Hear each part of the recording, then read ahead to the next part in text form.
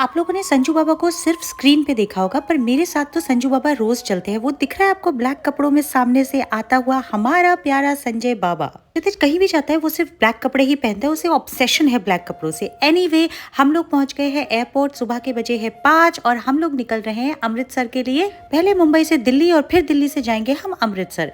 हमें भूख लगी थी बहुत जोर से, तो हमने किया ब्रेकफास्ट एयरपोर्ट पर। दो मुझे साउथ इंडियन इतना पसंद नहीं है, लेकिन फिर भी मैंने खा लिया क्योंकि यहाँ का टेस्टी था। उसके बाद मुझे तलब लगी थी जूस पीने की और मैंने यहाँ से जूस ले लिया और देखो क्या हुआ।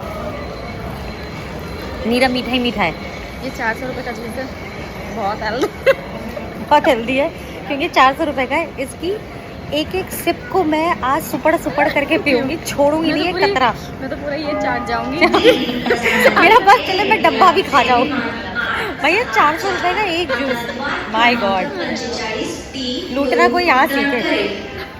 यहाँ मैंने राहुल को टेस्ट कराया 400 रुपए का जूस और उसने भी बोला ये तो बहुत नॉर्मल है, इसमें नीरा पानी ही पानी और शुगर ही शुगर है। तो भैया बोर्डिंग का टाइम हो गया और हम भाग भाग के निकल पड़े हैं फ्लाइट के लिए। बोर्डिंग हो चुकी है और अंदर जाकर मैं सो गई थी, इसलिए मैंने कोई क्लिप नहीं ली। लैंड हो गए हम दिल्ली में बैग उठाने के लिए। जैसे ही हम चले, क्षितिज अपनी पन्नी में से लोगों को सेंटर फ्रेश और माउथ फ्रेशनर बांट रहा था क्योंकि वो बोल रहा था कि सबके मुंह से बास आ रही है। क्षितिज को सबके मुंह से बास आती है सिवाय अपने मुंह से, और इन दोनों का अलग ही चल रहा है कुछ। एयरपोर्ट पे अपनी मस्ती में मस्त है। और मिस्टर क्षितिज ढोलकिया का आया है नया iPhone 15 Pro Max और अब फाइनली मेरे फोन को मिला है छुटकारा, क्योंकि सारी वीडियो सिर्फ मेरे फोन से बनती थी। अब बनेंगी क्षितिज की खुद की वीडियोस क्षितिज के फोन से। और ये फोन लाया है मनन, जिन्होंने हमें ज्वाइन करा है दिल्ली एयरपोर्ट पर।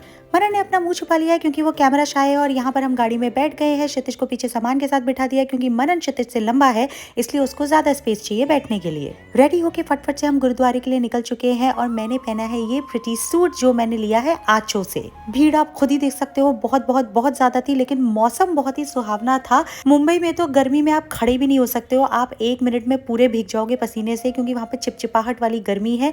लेकिन अमृतसर में इस टाइम मौसम ऐसा हो रखा है कि बहुत ही प्लेजेंट है और गर्मी ना ड्राई है ना चिपचिपाहट वाली है, बहुत ही प्यारी सी गर्मी है।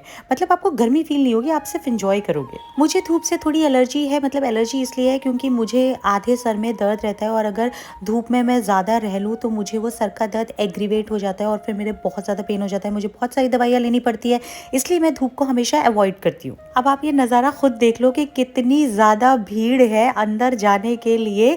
बट थैंक गॉड यहाँ पे कूलर्स पंखे लगा रखे हैं ताकि किसी को गर्मी का एहसास ना हो। तो हमने दर्शन करे 2.5 से 3 घंटे में। हम तो फिर भी टाइम से लगे थे भाई। आप ये जो सामने से भीड़ देख रहे हो ना, ये तो आ ही जा रही थी। और भाई इन लोग का नंबर कब आएगा ये तो भगवान जी ही जाने। लेकिन चाहे कुछ भी हो भाई, जब आप यहाँ आते हो ना तो बहुत एक अलग सा सुकून फील होता है। और सबसे ज्यादा मुझे तलब लगती है यहाँ का प्रसाद खाने का, क्योंकि ऐसा प्रसाद मुझे कहीं नहीं मिलता है। हमने बहुत सारा प्रसाद लिया और उसके बाद उस प्रसाद को यहाँ पे दिया जाता है, फिर वो आपको अलग से प्रसाद निकाल के देते हैं। और मैंने सुकून से बैठ के खाया भाई, इतना टेस्टी प्रसाद होता है ना यहाँ का कि आपका मन नहीं भरेगा। उसके बाद हम यहाँ के आजू बाजू शॉप्स पर गए क्योंकि मुझे लेनी थी जुतियाँ। तो ये जो ग्रीन वाली जुत्ती आप मेरे हाथ में देख रहे हो, मैंने ये ली है और मैंने ली है चप्पलें यहाँ से। मैं जब भी अमृतसर आती हूँ तो यहाँ से जुतियाँ और चप्पलें जरूर लेकर जाती हूँ क्योंकि वो मेरे सूट के साथ बहुत अच्छे से कॉम्प्लीमेंट करती हैं। तो भाई बहुत सारी शॉपिंग करने के बाद हम निकल चुके हैं रिक्शा राइड पर केसरदा ढाबा के लिए, जो बहुत फेमस है। आप लोग को भी पता होगा कि वहाँ का खाना मतलब बहुत ही लजीज होता है। लेकिन भाई आप हालत देख लो, बहुत ही ज्यादा भीड़ थी। हमने जब उनसे पूछा कि हमारा नंबर कितनी देर में आएगा तो उसने बोला 40 मिनट। भाई वो 40 मिनट बोल रहा था तो मतलब आगे समझ लो कितना देर लगेगा। तो हम लोगों ने डिसाइड किया कि भाई